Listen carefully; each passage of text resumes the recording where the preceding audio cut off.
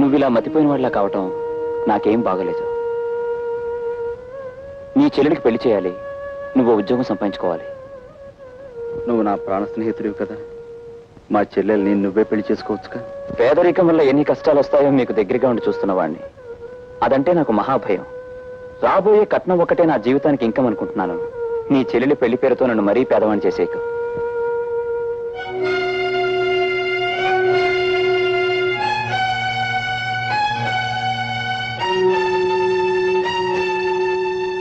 విన్నాను రాజా, అంతా విన్నాను. రా మాట్లాడుకుందాం. అమ్మా, నువ్వు కొంచెం బయటికి వెళ్తావా? చూడు రాజా, నువ్వు నీ స్నేహితుడిని ప్రాధేయపట్టం నీ చెల్లెలు విందనుకో, ఏమంటుందో తెలుసా?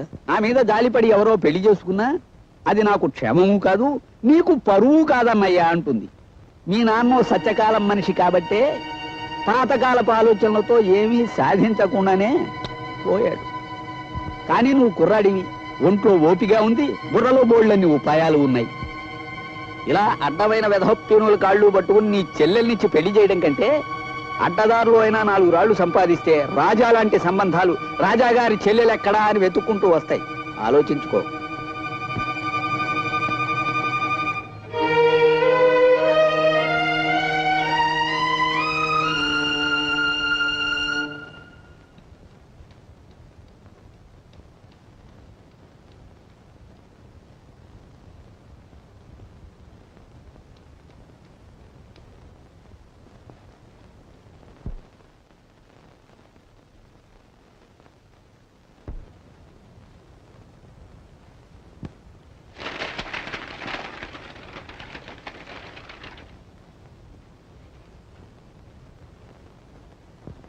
తప్పకండి తప్పకండి కొడి చెప్ప మండిపోతుంది గురు. మార్కెట్ లో మనోడు అన్ని బేరాలే గురు. ఏంటి గురి అన్ని చెత్త చెదారో రూమ్ లో కాసేపు లేకపోతే పాలిష్ ఎంత వచ్చుగా.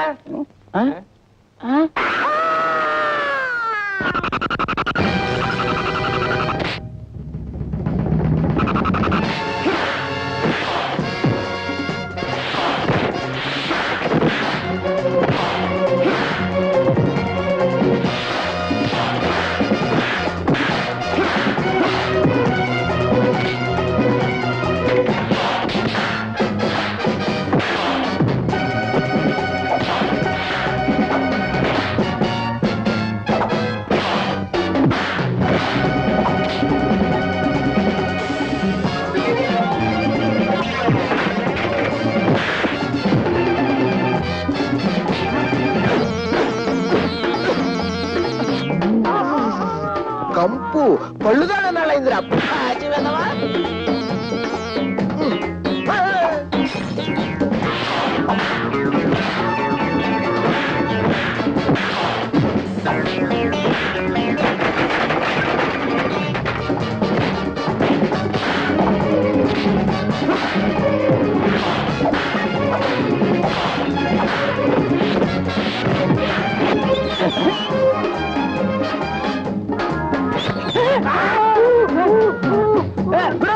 ఏం కాలే ఏం కాలే ఏం కాలే ఏం కాలేదా కాలేదా?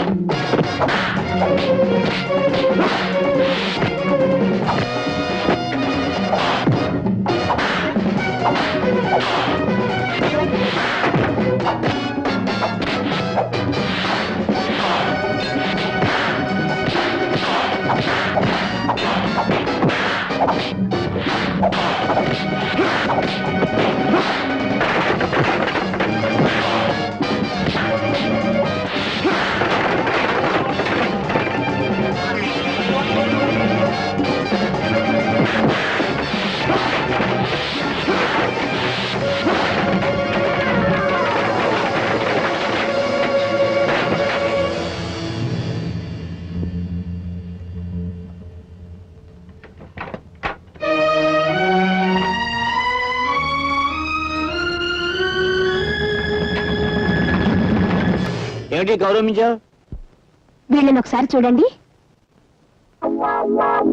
ఏమిటి మన క్లబ్ లో క్షమించాల సంఘం పెట్టించావా? సంఘం కాదు, వల్లకాడు కాదు. నీలాంటి ఎస్ఐ ఉండి మా వాళ్ళకి గతి పెట్టిందయ్యా. ఓ మాయగాడు మా వాళ్ళందరినీ మోసం చేసి డబ్బు కాజేశాడు. పెళ్ళడిగితే వీళ్ళని చావగొట్టి మొహానికి చీట్లు అతికించాడు. నేను ఊళ్ళో లేననుకుని వీడు ఎవడో విజయం మీద ఉంటాడు. వీడి సంగతి నేను చూస్తాను. వాడి మీద మీరు యాక్షన్ తీసుకుంటారా లేక వాడిని పైకి లేపేయమంటారా? వద్దొద్దు, నేనుగా మధ్యలో అవసరం రాదు. వాడు ఎక్కడున్నా పట్టుకోగలను కనుక ఆంధ్ర ఫేమస్ అగ్రాముల వేషంలో వెళ్ళి ఆ మాయగారి మక్కలు కొట్టేస్తాను. వీడెవడో దొంగనయ్యాల్లో ఉన్నాడు. రాత్రిపూట మోటార్ సైకిల్ మీద చెక్కలు కొడుతున్నాడు. ఇక్కడ ఎందుకు ఆగాడు? వీడిని వాచ్ చేస్తాను. ఈ మారువేషంలో ఉంది ఎస్ఐ లింగంలా ఉందే. క్లబ్ వాళ్ళు డబ్బిచ్చి నా కోసం వెతికిస్తున్నారని విన్నాను. అయితే ఇప్పుడే ఈ లింగం సంగతి చెప్తాను. దొంగ దొంగ రండి, దొంగ దొంగ దొంగ దొంగ దొంగ.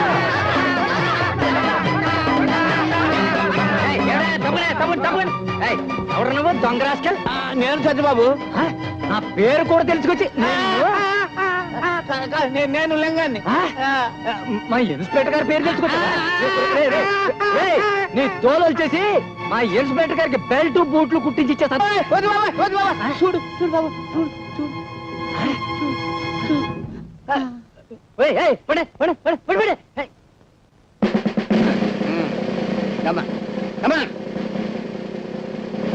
నేను ఇక్కడ తను ఎవరికి చెప్పద్దు. ఎవరికి చెప్పను. అసలు వీడు చూడలేదు. ఇన్స్పెక్టర్, నీలాంటి మూర్ఖుల చేతిలో పడితే నేను నా ఫ్యూచర్ ప్లాన్స్ ఏమవుతాయో నాకు తెలుసు. ఏ పరిస్థితుల్లోనూ మీ పోలీసుల వల్ల నాకు ఏ బాధ కలగకుండా మీ పోలీస్ కాలనీలోనే అవతారం ఎత్తించాను. చూసుకో. శ్రీమద్ రమారమణ గోవిందో. ఇది నువ్వు కూడా ఒక్కసారేనమ్మా. శ్రీమద్ రమారమణ గోవిందో. శభాష్. ఏది హరికథ కాదు. ఏమిటయ్యా అంటే సిరికథ. మానవుడు జీవితంలో ఏదైనా పోగొట్టుకోవచ్చు కానీ ఏ పరిస్థితుల్లోనూ పోగొట్టుకోకూడనిదే ఒక్కటి ఉన్నది. మానవుడు జీవితంలో ఏదైనా పోగొట్టుకోవచ్చు గాని ఏ పరిస్థితుల్లోనూ పోగొట్టుకోకూడనిది, ఒక్కసారి పోగొట్టుకుంటే మళ్ళీ చేతికి అందనది, అమూల్యమైనది ఒక్కటి ఉన్నది. ఏమిటయ్యా అది? ఏమిటంటే సావధాన చిత్తులై ఆలకించండి.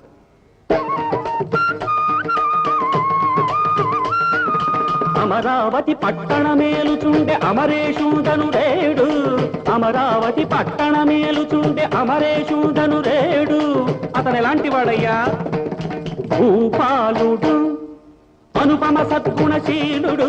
భూపాలుడు ఆశ్రిత సజ్జనలోలుడు, అపర కుబేరుడు, అభినవ కర్ణుడు. భూపాలుడు అతని యశము దశ దిశలు పాకగా దేవతల దిగని దిగ్గురు మనగా.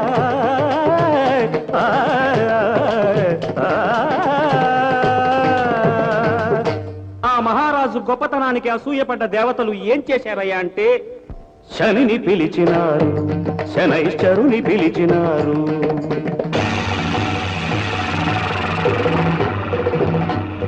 శనిని పిలిచినారు, శనైశ్చరుని పిలిచినారు.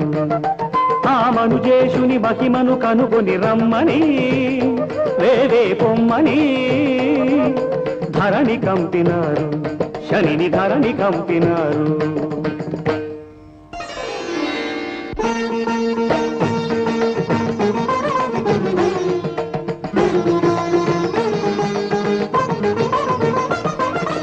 అహో భూపతి వింటిని నీ కీర్తి, అహో భూపతి వింటిని నీ కీర్తి.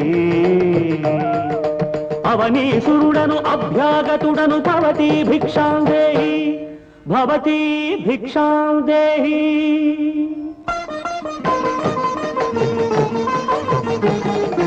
బ్రాహ్మణోత్తమా అభివందనము, నీ సత్కారము నా నిత్య ధర్మము. బ్రాహ్మణోత్తమా అభివందనము.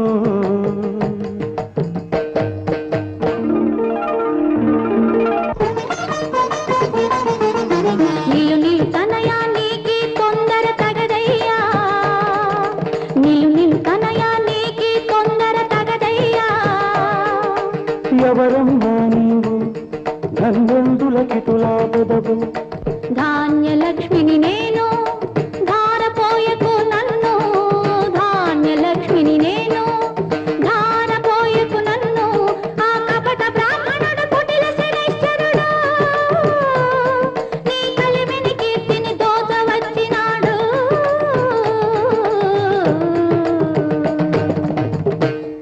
శని అయినను హరి అయినను ముని అయినను దేహి అనుచు ముంగిట నిలువ,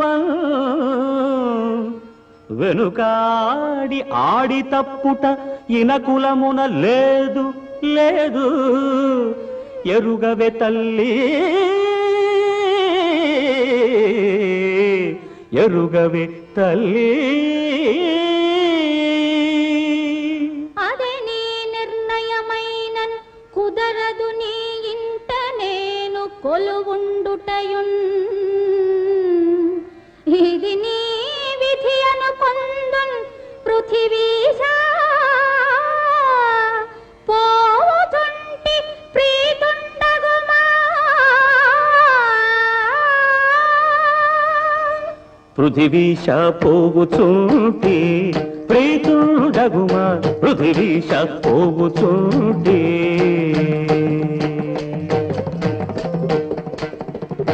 అని ధాన్యలక్ష్మి ఇలువీడి వెళ్ళిపోయినదట.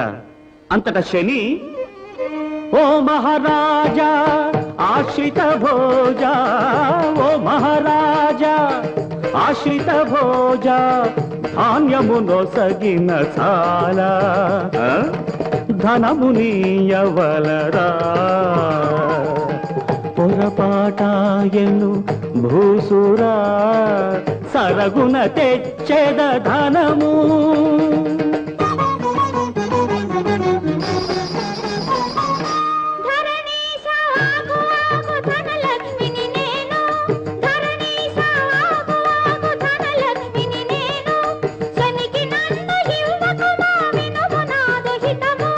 మాట తప్పలేను నీ మాటను వినలేను, మాట తప్పలేను నీ మాటను వినలేను.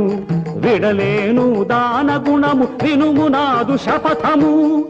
అనగానే ధనలక్ష్మి కూడా ధాన్యలక్ష్మి దారినే వెళ్ళిపోయినదట. శని అడిగింది అడగకుండా ఇంకా అడుగుతున్నాడట. మహారాజు అడిగింది అడిగినట్టే ఇచ్చాడట. ఆ విధంగా అష్టలక్ష్ముల్లో 7 లక్ష్ములు వెళ్ళిపోయారట. తదనంతరమున రాజా, ఇచ్చినంతనే గొప్పనుకోకు, ఇచ్చి ఏమి ఫలము, నీవు ఇచ్చి ఏమి ఫలము. ఇన్ని సిరులతో ఒంటరిగానే ఎటుల వెళ్ళగలను.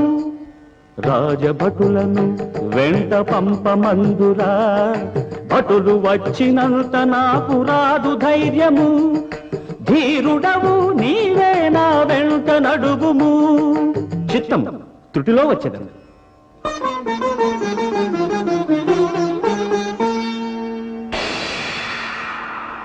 ఓయి రాజా, అన్ని లక్ష్ములను నిర్లక్ష్య పరిస్థితివి నీవు, అన్ని లక్ష్ములను నిర్లక్ష్య పరిస్థితివి నీవు.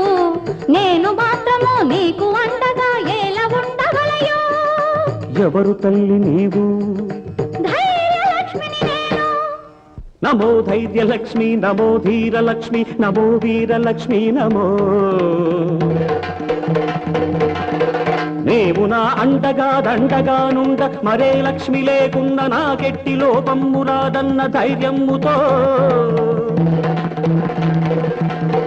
సప్తలక్ష్మీ వియోగము సైతము నిర్లక్ష్యము చేసి, రాజ్యము గీజ్యము పోయినంగాని నిన్ను నేను పోనిద్దునా. పేదరికమైన భరింపగలగాని పిరికినై జీవింతునా. కాన నా ఇంట నిలకడై నీవుండగా, గీటు గీచి తినిది నీవు దాటరాదు. సూర్య చంద్రులపై ఆన సుక్కలాన, నీ పదమ్ముల ఆన, నా నిత్య సత్యవ్రతముపై ఆన, సకల దేవతలయానా.